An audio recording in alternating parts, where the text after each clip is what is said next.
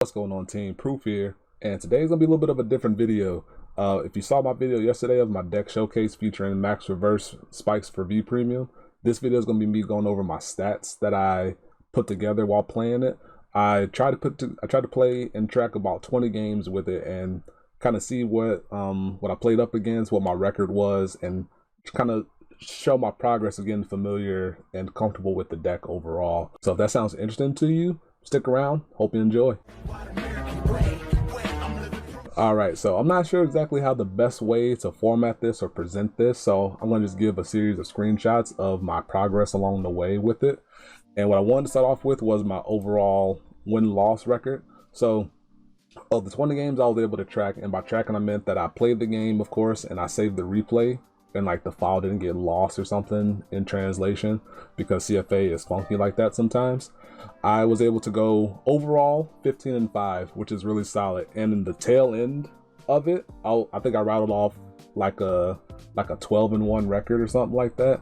So overall, I think I started to get into a groove with it and really understand the deck flow and what I'm aiming for with the deck overall. I also did percentage of win percentage by turn order, seeing if I had a better win percentage going first versus going second, because the deck is really strong going first because you want to get to your turn for a pop off of your 5 soul restand, double breach spurt, triple breach spurt abuse setup and stuff, and I want to see how that would be going second. And my record there was I went first 11 games, I went second in 9 games, and of that I won 9 of my games going first and 6 of my games going second. So 81%, 82% win rate going first, and then 67% win percentage going second. Now, what I learned was that when going second, yes, my deck can fire off on turn 4, but it can also fire off on turn 3. However, that requires more pieces to come together, which means I need more time.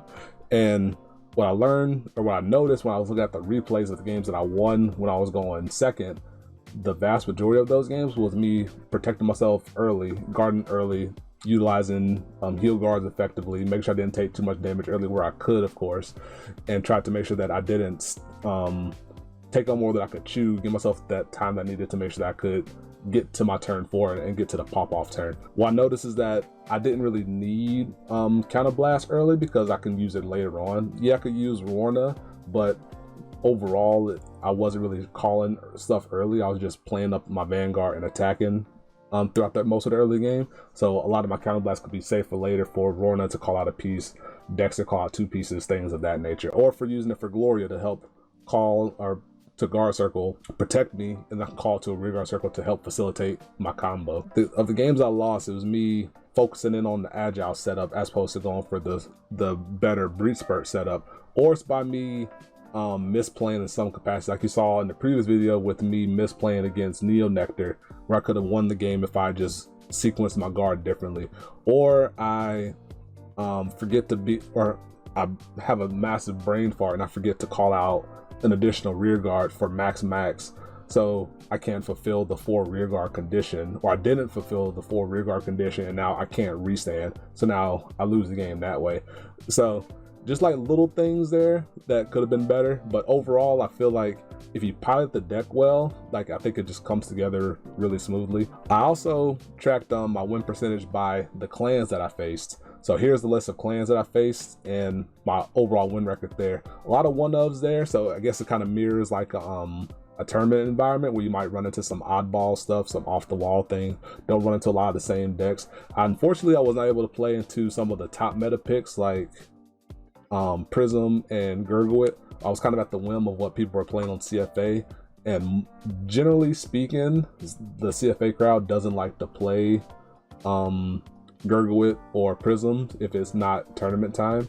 So a lot of people that I ran into were not playing those decks. I guess you could say the most meta deck that I played against was Jewel Knights, and I was able to go 3-0 against those because I also put down the deck variant that I played up against. Against Jewel Knights, I went first all 3 times.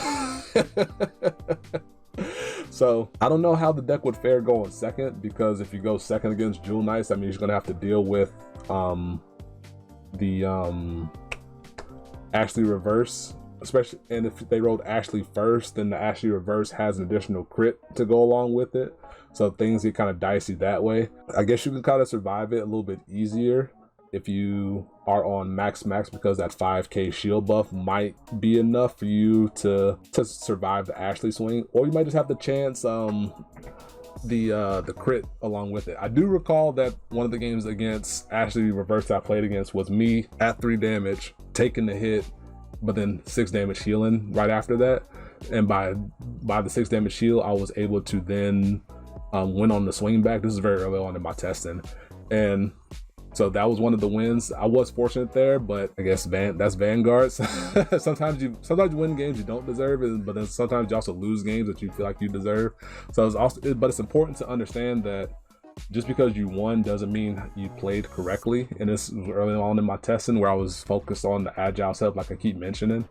So one of my lessons there was use agile early on for like the soul and then for the aggression that you can help achieve with it, but don't focus on it for your combo target. But it is fun. It is fun. I can't deny it was fun attacking with like a 40k agile fullback twice in the midst of the setup, because you had your 7 drive checks plus the big agile fullback coming at your opponent. I did win with it, but I can't admit that it wasn't the best overall, but that's where my idea started along with this whole deck idea. But yeah, overall, like you can see all the different win rates overall with it. Hope you enjoyed this style of video.